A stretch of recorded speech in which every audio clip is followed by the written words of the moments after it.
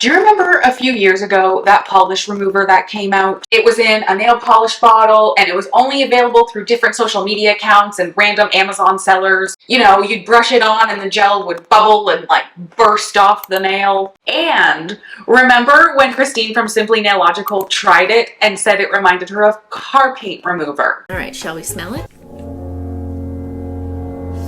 Ah! Oh my God, it smells so familiar. What is that?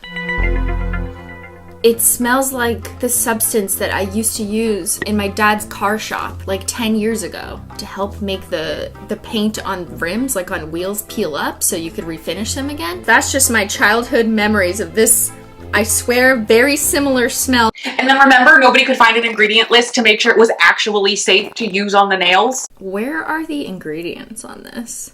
They're nowhere. They're not listed. I can't even find the ingredients on the listing on Amazon. Since then, I have seen this resurface a number of times across social media platforms, all in that same green labeled bottle. However, some brands saw how absolutely viral this product went and they decided to create some of their own with ingredient lists. And today, I am finally brave enough to give one of these a go.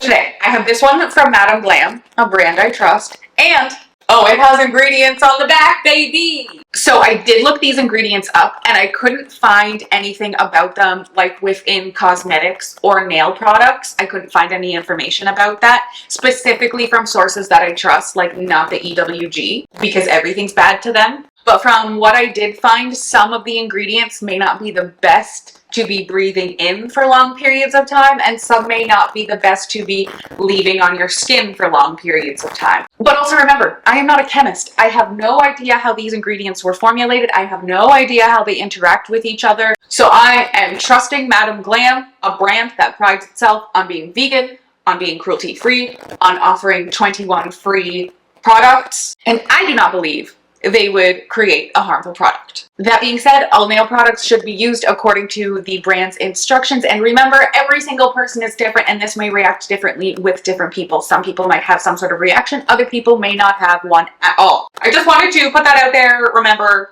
all those things. So let's go ahead and get going. According to the instructions on their website, we need to buff off the top layer of top coat, which I have already done. Because nobody needs to see somebody else buffing top coat off their nails again. It's been done. So we're gonna move on. Then it says to gently apply product over the nail and wait 10 minutes for it to dry. It also suggests only using one coat. So let's do it. This is the remover. It's thick and a little weird. I'm going to sniff it. So you know what, so I can tell you what it sniffs like. It's not a strong smell, but it definitely smells like paint remover. It definitely smells like a wood shop or like something like that, where people would have like paint thinner and paint and stuff like that. That's what it smells like. It's not a strong, like I had to get it close, but that's what it smells like. And now I'm about to put it on my fingertips. I'm gonna get a paper towel. I don't know why, but I feel safer with a paper towel. All right, here we go. Gently put a coat. It says one coat, so I'm assuming I don't need to go back over. Oh, it's starting to, like, even just doing that, it started to take some off. Why do I feel like I should put a mask on? I can feel it on my nail. Kind of a little bit cold, like the sensation is a little cold, but nowhere near what like acetone is like. I'm also like putting in a fair amount of effort to not get any on my skin. Something tells me I have to put it on thicker than I've been putting it on. Okay, so I have these two here that I put on like thinner layers, and then these two I kind of glorped on. So maybe we'll be able to see how they react differently, and then I'm just gonna do my thumb. Like I mentioned, I can feel it on my nail. Sort of similar to how acetone feels, but it's not cold. But like there is definitely something is happening on my nail. There is a sensation, almost like just a heaviness maybe. It says to leave it for 10 minutes until it's dry, which like these ones look dry. Ooh, look at them. I'm just gonna leave it for a few more minutes, so like I actually do the full 10 minutes. So if you've been around my channel for any length of time, you know that I despise soaking off gel products. Hate it with a passion. I hate the way it feels. I hate the way it makes my fingers feel cold. I hate how it makes my nails feel tight on my fingertips and how my nails like curl at the ends when there's length on them. I hate having annoying little baked potato fingertips that I can't do anything with. I hate the feeling of scraping the polish off of my nail, especially once the acetone starts to evaporate and it gets hard again. And I absolutely hate having to start and finish the process with a file. I didn't understand. I just continued filing. And that's how I started just filing off product. It just didn't make sense to me. File some, soak off some, file some, just file the whole thing off. And quite frankly, filing product off takes just as long, if not less time, especially if you're trained to use an e-file properly. I think it's just faster than soaking off. However, filing product off creates a lot of dust, especially if you're filing off product, not just a gel polish, but also a structure product. Oh my God, so much dust.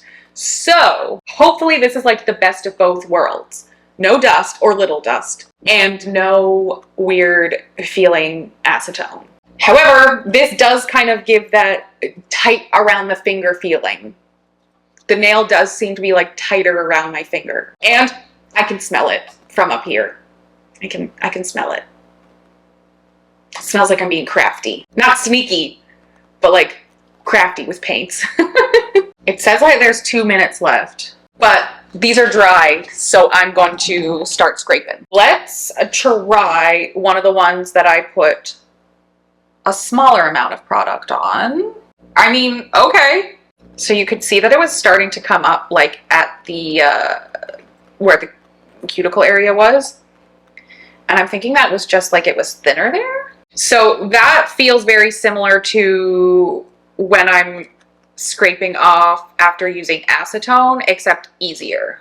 Let me do this one that's like exploded, because that's what I was expecting. Yeah, like no effort at all. Okay, we love that. Okay, so I'm wondering if I tried removing it right as soon as it dried and not letting it sit longer, because I feel like some of it might have evaporated. So yeah, I'm wondering if I should add in a little bit of extra product so that I'm not having to go as hard. The free edge is always the hardest because it wants to bend. We'll do the thumb because that looks also very cool. And it was the last one I put on, so it might still be like moist. That was easy. Okay. I don't think it takes a full 10 minutes. I think waiting the full 10 minutes until like it's actually fully dry, I think too much product is dry off the nail and it's not doing what it's supposed to do. So I am going to add more to this middle finger, like how I did to those other ones, and see if it makes a difference.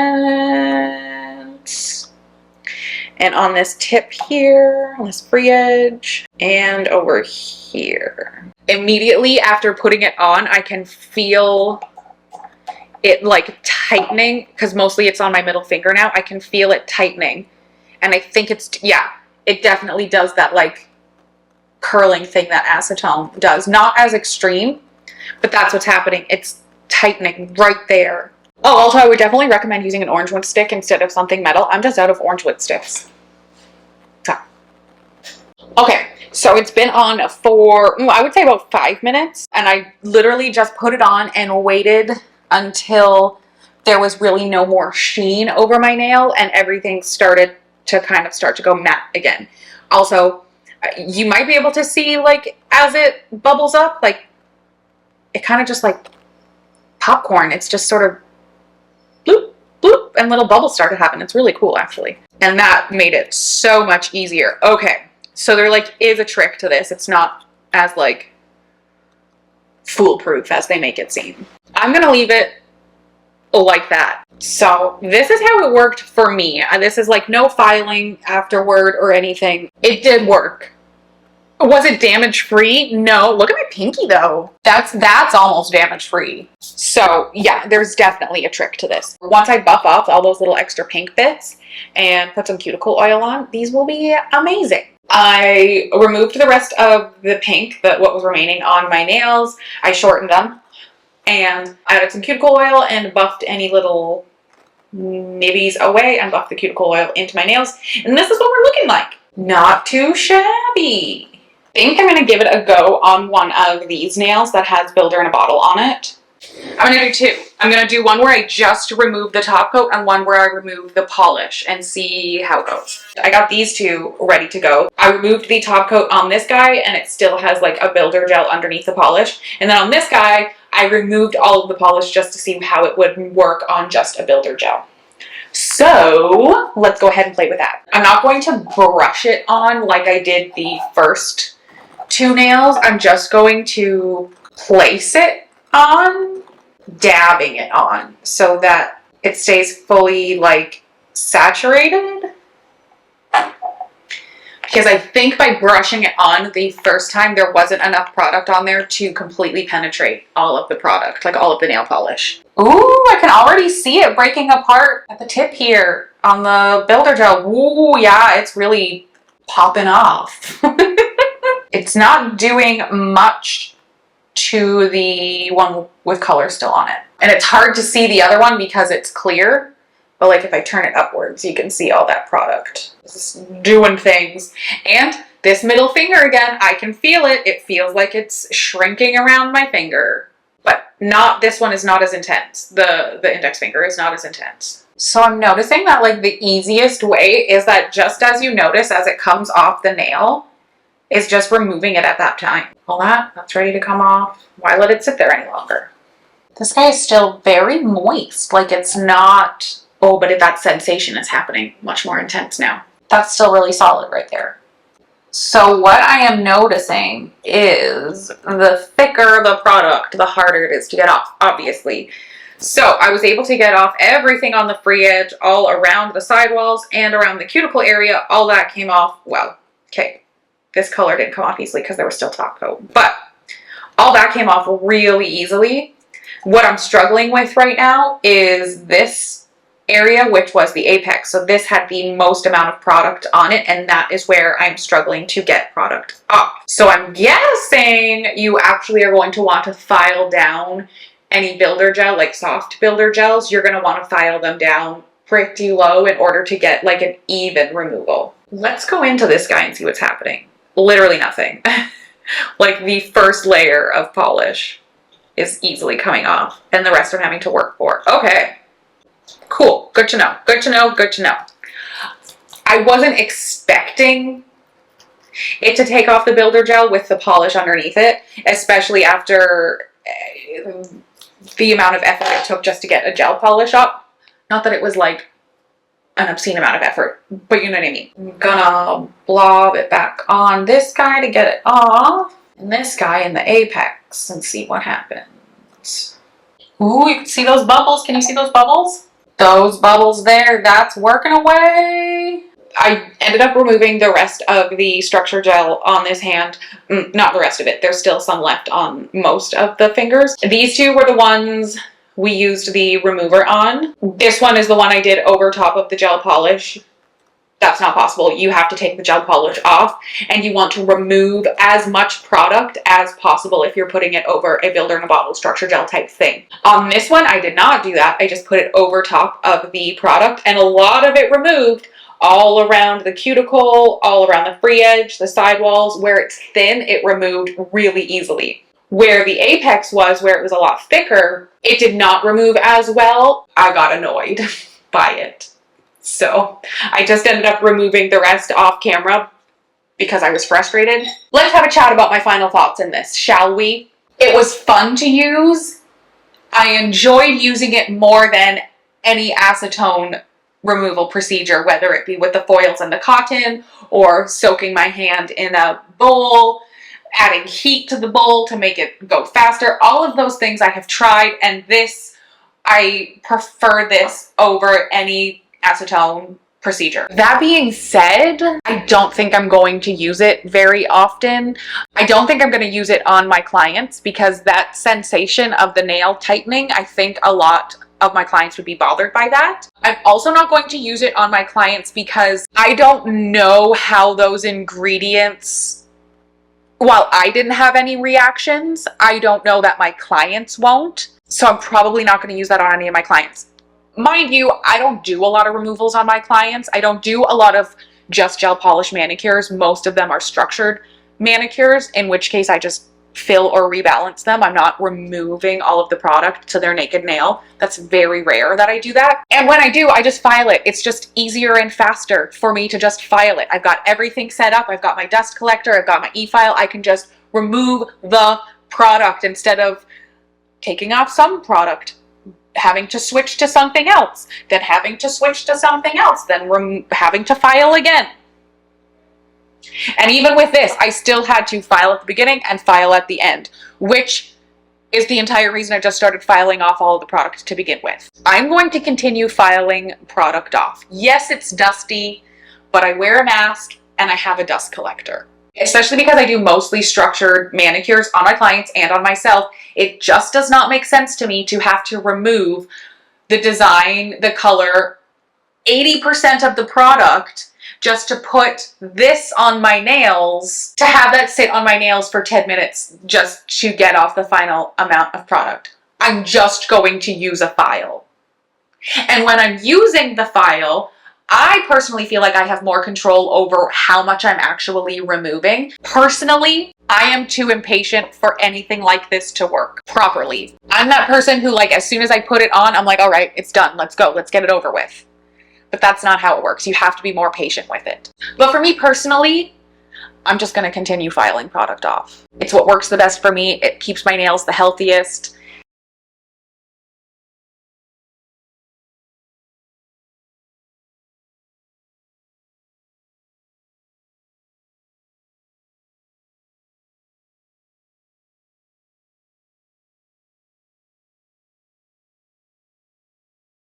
That's that.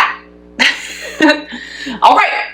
I hope you enjoyed this video. I hope it was entertaining and informative. If you did, go ahead, give it a thumbs up, leave a comment down below. Have you used any products like this before? Have you had any weird irritations? Did it work for you? And you can subscribe for free for more nail reviews, more nail opinions, more nail commentary, and hopefully some nail history. I'm working on it, guys. I'm working on it.